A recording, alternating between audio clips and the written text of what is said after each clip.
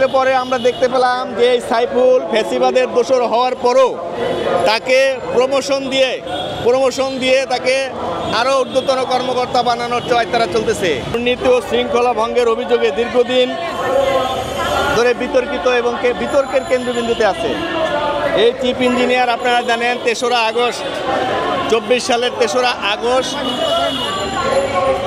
আপনার স্বৈরাচারী ফ্যাসিবাদ বিরোধী যখন আন্দোলন চলছিল তখন এই সাইফুল ফ্যাসিবাদ বিরোধী আন্দোলন চলাকালীন অবস্থায় ফ্যাসিস্ট সরকারের মহারানী সেই হাসিনার সাথে একত্রতা মিলিয়ে উনি বলেছিল যারা আন্দোলনকারী তারা রাজাকার। এই সাইফুল এই প্রেস ক্লাবে ঠিক এইখানে দাঁড়িয়ে ফ্যাসিবাদ বিরোধী আন্দোলনের যারা শরিক হয়েছিল তাদেরকে বাংলার নমরুদ আখ্যায়িত করেছিল। আমাদের কাছে যথেষ্ট ভিডিও ফুটেজ এবং প্রমাণ আছে। বিআইডব্লিউটির ভবনের ৮ম তলায় একটি কার্গো জাহাজ সার্ভে করার সময় তিনি দুদকের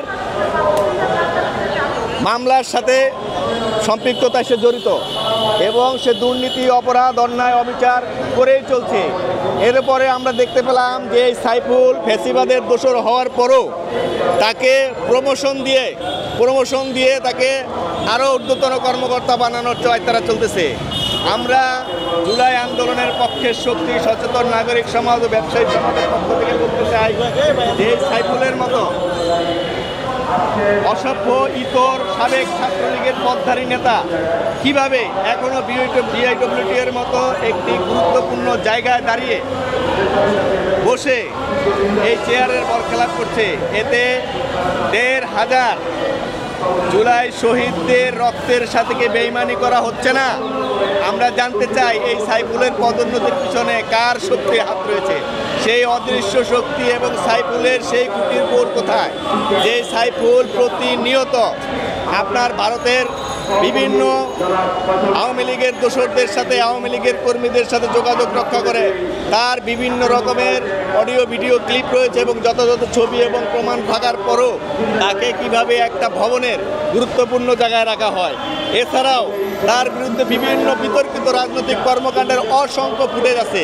সর্বোপরি বলতে চাই জুলাই আন্দোলনের আহত যোদ্ধাদের এবং নিহত সকল শহীদদের রক্তের সাথে বেইমানি করে এই সাইফুল কখনো চেয়ারে বসে থাকতে পারে না। সে ছাত্রলীগের একজন পদধারী নেতা থাকার পরও আমরা এই খুনি সাইফুলের ফ্যাসিস্ট হাসিনার দোসর খুনি হাসিনার দোসর এই ফ্যাসিস্ট সাইফুলের দৃষ্টান্তমূলক আইনিভাবে বিচার চাই এবং পাশাপাশি দুর্নীতি দমন কর্মকর্তাদেরও বলতে চাই যে এই সাইফুলের যে সংশ্লিষ্টতা পাওয়া গেছে আরও গভীরভাবে তদন্ত করে এই সাইফুলের বিরুদ্ধে আইনগতভাবে বাংলাদেশের প্রচলিত যে আইন আছে এবং সংশ্লিষ্ট মন্ত্রণালয়ের যেই গঠিত আইন আছে সেই আইনের ভিত্তিতে যেই শাস্তি হয় সেই সাজা নিরূপ করা হোক। কীভাবে একজন ফ্যাসিস্টের দোসর সাইফুল এখনও বিআইডব্লিউটির মতো একটা স্পর্শকাতর জায়গায় বসে বিভিন্ন জাহাজ ট্যাঙ্ক লরি এগুলির ইন্সপেকশনের নামে ঘুষ দুর্নীতি জালিয়াতি করে যাচ্ছে। আমরা তীব্র সমালোচনা ও নিন্দা জানাই।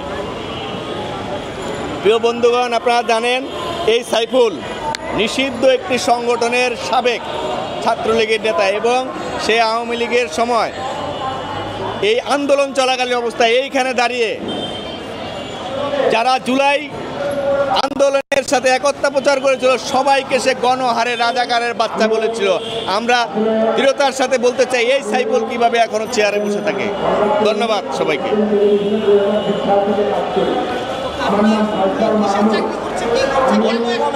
উনি বিআইডব্লিউটি এর chief engineer, senior chief engineer. আমাদের কাছে প্রেস নোটিশ আছে, আমরা এটা আপনাদের কাছে দিয়ে দেবো। বিআইডব্লিউটি এর চিফ ইঞ্জিনিয়ার অ্যান্ড সিপিআর সার্ভের দায়িত্বে আছে সাইফুল ইসলাম। উনি ওনার বিরুদ্ধে দুর্নীতি দমনের দুদকের একটা অভিযোগপত্র আছে এবং সেটা নিয়ে কার্যক্রম চলছে, কিন্তু সেটা ধীরগতি। এরপরও তাকে আওয়ামী লীগ করার পরও তাকে পদোন্নতি দিয়ে সিনিয়র চিফ ইঞ্জিনিয়ার বানানোর জন্য কার্যক্রম চলছে। আমরা এর দৃষ্টান্তমূলক বিচার চাই।